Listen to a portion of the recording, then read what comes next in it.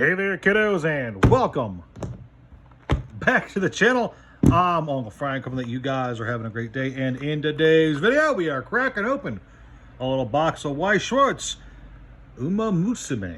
Pretty dirty. This is the Horse Girl set, which is a fairly popular gacha game, although beyond the fact that it is a horse training and racing game, I don't actually know a whole lot. I couldn't name any of the characters, besides like maybe one or two, given the right circumstances.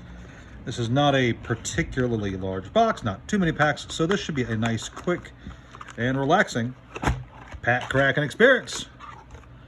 Ooh, probably should have dumped it before folding it. Yeah, yes. Your uncle's a genius. So what do we got here? There is our box topper card. Cheerful free spirit, Mr. CB. That does not look like a Mr. to me. Hold that off to the side. And we got what? 2, 4, 6, so 12 packs a box. That's not bad for a Bushiroad game, all things considered. Let's rip these bad boys open and see what we find inside. And while we're here, I guess talk about how Weiss Schwarz appears to be doing, because this is one of the stranger TCGs. This is very much a collector card game, where it's all about what you can pull from the boxes and how big your pulls can be. I guess that's the foil. I forget if this is how to tell rarity on these things. But that doesn't appear to be super mega foil, so it doesn't really matter. Not for me, at least. Yeah, so Weiss Schwarz, for me at least, was like the original crossover card game where every set was a different property, a different IP, and therefore a different kind of collector appeal. Because some franchises will have loads and loads of fans. You know, Fullmetal Alchemist, for instance.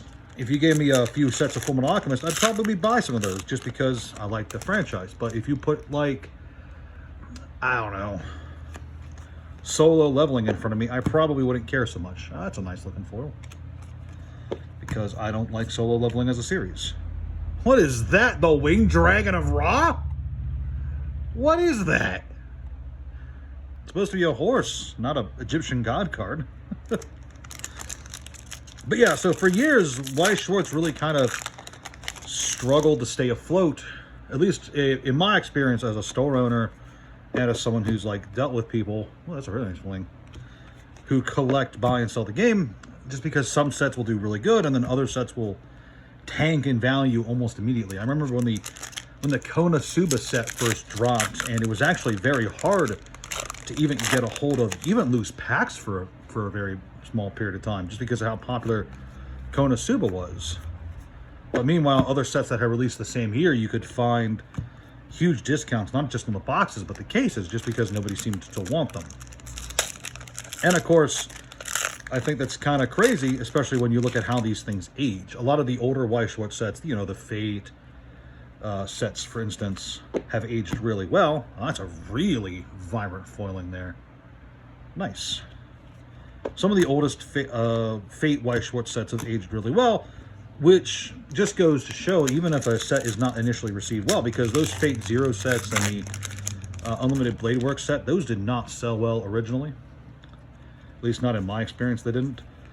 But even so, over time, they came to be highly sought after collector's sets with a lot of value behind them. So it just goes to show that this stuff does age well. It ages gracefully. And over time, even small demand can become super impactful when it comes to games with such limited releases.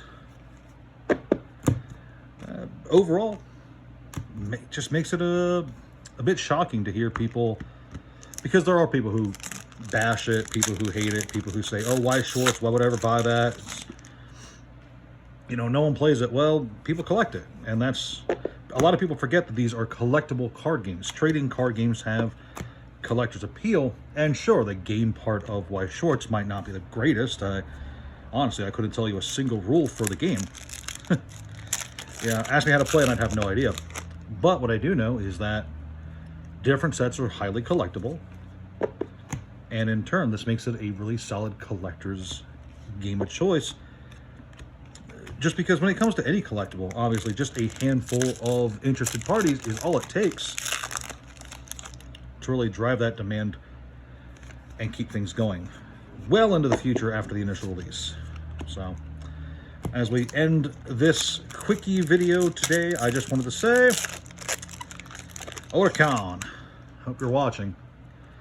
If I got any good pulls, I'm counting on you to tell me, because I definitely have no idea what I'm looking at.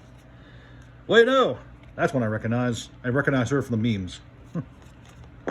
The memes. That's all I got, kiddos. No idea if I pulled anything good, but you guys know me. I just like ripping packs. It is one of my favorite things to do. So, thanks for watching. I'll talk to you guys later. Ciao.